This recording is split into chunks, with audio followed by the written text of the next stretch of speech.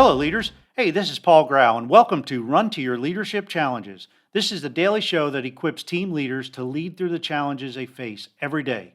So, today, I want to start a brand new topic for the week, and that is team development. And each day, I'm going to give you a couple of tips on how you can move your team through each stage to get to the next stage.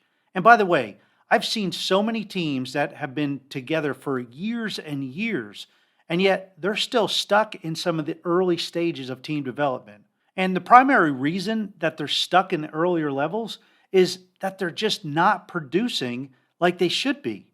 And because the leaders just don't understand the different stages of team development.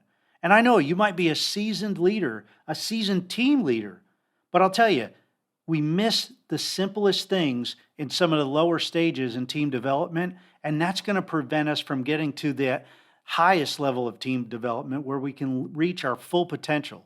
Before I begin, I want to ask you to share this show with just one friend. That's it.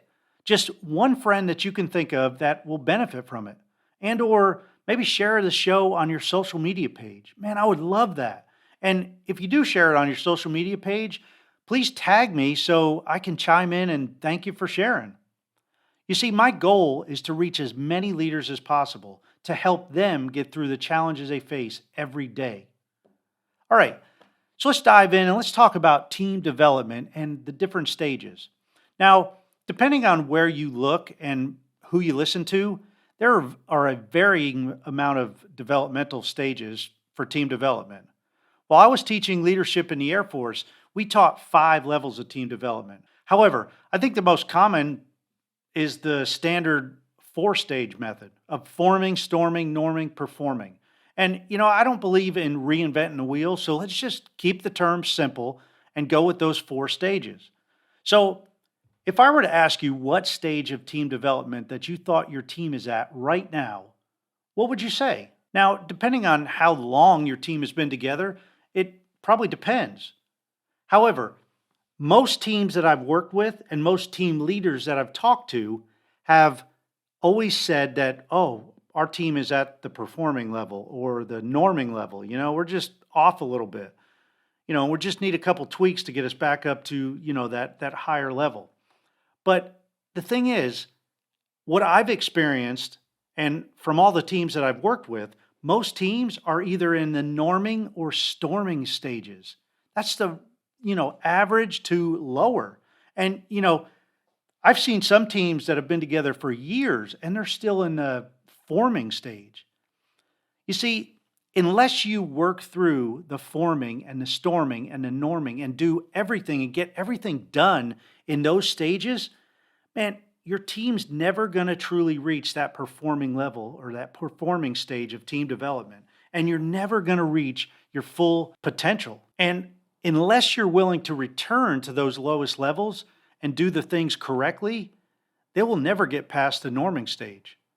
And let's be frank, we want our teams to produce. We want to reach our fullest potential. And yet, most teams will stay stuck in the storming stage forever. Well, let's talk about this team development because it all starts down with stage 1, and that's forming. Now, during this stage, the team is usually at its friendliest, and it's often referred to as the polite stage. You see, it's important for the leader to not be too assertive in this stage. But at the same time, they want to get the team through some introductions and general expectations. The leader should also instill the value of each team member and the ultimate purpose and goals of the team. Each team member needs to know why the team exists and what the big picture looks like. The leader can make massive progress in this stage by being willing to share with the team, like get vulnerable. Show them that you're willing to get authentic and share with them. The team members will learn quickly how engaged the leader is and how much the leader cares about them almost immediately. So it's important for the leader to get to know each team member and help them come together. You can't help people come together if you're not willing to get out there and get to know them. When a leader does this, other team members are going to follow suit because they'll have that one common connection, and that's you as the leader. Now, at this stage, diversity can be a major challenge, and it's important to establish some guidelines right up front. But don't be afraid of diversity. Diversity may just be the greatest advantage that your team has to reaching that performing level and reaching levels like no other team can. Diversity is awesome because it allows so many different perspectives to come together.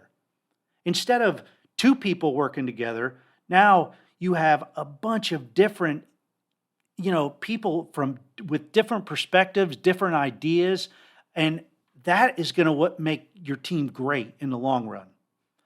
So you can do this. You can work through diversity by pairing team members up to learn about each other. One of my favorite movies is Remember the Titans. And if you want to talk about team development, just watch that movie and do what Coach Boone does in that movie. Because what he did is he paired up, he had a very diversified team. It was blacks and whites, and they were becoming, desegregated. And man, it was an awesome movie. But he pairs them up, all right? And they had to get to know each other. And you could do the same thing as a leader. And it doesn't have to be a different color. It could be people from different parts of the state or different parts of the U.S. Color is just one way to recognize diversity fast.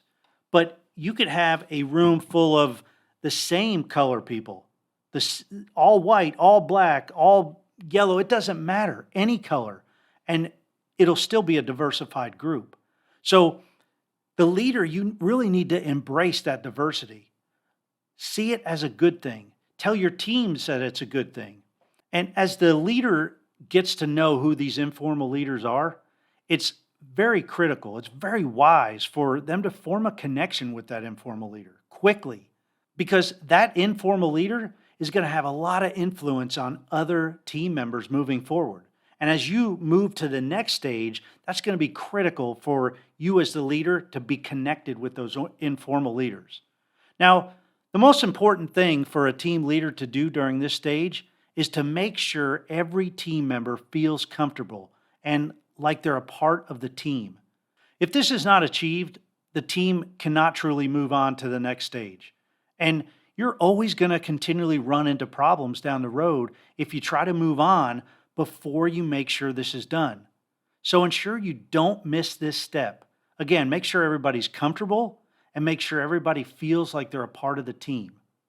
Now, here's the real funny thing about the forming stage that many team leaders fail to understand. And this is why their teams are kind of stagnant in the storming phase or maybe the norming stage. If your team is at an upper level, say the norming level or the performing level, well, if you gain a new team member, do you stay in that stage or do you fall back?